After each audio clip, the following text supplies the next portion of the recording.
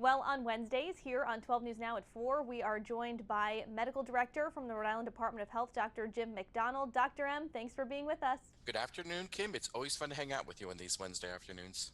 I wanted to ask you, Doctor, about a story that crossed NPR today about multiple studies that say the death rate for COVID-19 has sharply dropped. And according to one study in the article, patients had 25.6% chance of dying at the start of the pandemic compared to a 7.6% chance now. So why is this, and what do you take away from this change? Yeah, so when we look at mortality, I think it's important just to have context about this. So right now, like when I think about in Rhode Island, the mortality rate from COVID was around 10% the end of April, early May. That was the peak. We're seeing mortality rates under 2% right now. And what's changed? One is we're doing a lot more testing. So we're finding younger people. So when you find younger people, their cases, however, they do well, and they generally do well. The other thing is treatment has changed. We've made some progress in treatment in the hospital with dexamethasone and other steroid medicines, other anti-inflammatories. We're getting better at knowing when to use anticoagulation, in other words, thinning people's blood so the clotting doesn't become a problem. The ventilator management is better as well. So I think it's really just a couple of things. One is we're finding more cases, more younger people, but also our treatment is getting improved. And so that's heading in the right direction there in that regard. That's why I think you're seeing that across the country as well as in Rhode Island. I was looking at yesterday's data because we haven't, at the time that we're speaking, have not gotten the data from today as of yet. But the positivity rate among first-time test takers on October 19th was 11.5%. That's the highest it's been since May. So what does this tell us? Yeah, I think what it tells us is we're heading in the wrong direction and we're heading there far quicker than we need to be. I mean, one of the things that we're doing is a lot of testing. We want to find the cases. But, a key concept here is, and this is sometimes simple, but sometimes the simple things are the smartest things. The more people who have COVID, the more people who are going to get COVID. And that's really important to understand because keep in mind, this pandemic started with just one person in China, December 30th. We're now, it's all over the place. And in order to contain it, you really need to decrease your cases. So when people are living a certain way where they're just going about like there is no pandemic, maybe they're tired of the darn thing, they put themselves at risk. So the more cases, the more we spread. And it really gets to, we're seeing the positivity rate head in the wrong direction. In one sense, I'm glad we're finding the cases. In another sense, I'm concerned because that means more people are getting it. The more people who get it, the more people end up in the hospital, the more people pass away, the more people who are missing work because they're sick. And quite frankly, more people are just suffering from this. A lot of people who get it don't have symptoms that are all that bad, but some people just really do suffer with this. And we worry about that. We don't want people to have to suffer with anything.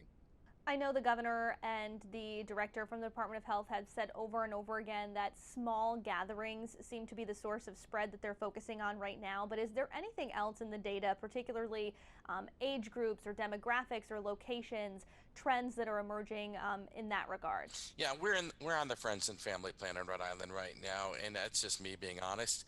And in the 19 to 24-year-old demographic has actually got a lot more cases than other groups. Another group that's showing a little bit of a surprise to me is my age group, the 50 to 59-year-olds. You would think with the little gray hair that we have, we'd get this out and get figured on this. And I think these are two age groups I'm keeping my eye on. And I think it gets to, those are the settings I'm most concerned about. And I think it gets to the point of like, when you're around your friends, you act like you're around your friends. You don't wear a mask. You don't stay 6 feet apart. The problem though is when you don't wear a mask and you're within 6 feet, that little virus just makes that jump. One of the things to keep in mind, Kim, is people may be getting tired of the virus, but the virus sure isn't getting tired of you. It's going to keep going. The virus doesn't care. It's like this energizer bunny of disruption. And I just think we have to keep that in mind. This virus is not going to get tired.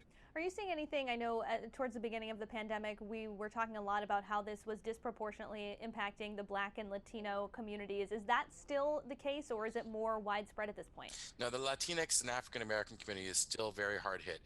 We're seeing that with just increasing cases, increase in hospitalizations, and increase in deaths. Part of that might be due just to underlying social determinants of health and having underlying diseases more common in those communities, but it is being disproportionately affected. It is widespread. I mean, this is everyone's mess right now, and we all need to think about how do we protect each other. And when I mean everyone's mess, everyone has to clean up everyone's mess. We all need to do our part. And, even if you're not a believer in the pandemic, which I kind of have to admit, there's people out there, sometimes it'd just be nice if you just help us out a little bit and commit yourself to helping other people. It would just be really helpful at this point. The last question I have for you, Dr. M, is about something that Dr. Scott Gottlieb said. He's the former commissioner of the FDA. He said, I think we're about 2 or 3 weeks behind Europe. So we're about a week away from starting to enter a period where we're going to see a rapid acceleration in cases. That's a quote from him. Do you agree? I'm worried about our future. I'm worried as we go indoors, things are going to get worse. And what I'm worried about is just quite frankly, the more cases we're going to get. The trend is heading in the wrong direction rapidly, more rapidly than I'd like to see it. And I think part of it is Europe, we're not that different than Western Europe. We're just not. And I worry about where we're headed. And I think this is one of those things where commitment is important. I think you really need to be committed to your role in the pandemic, and commitment matters.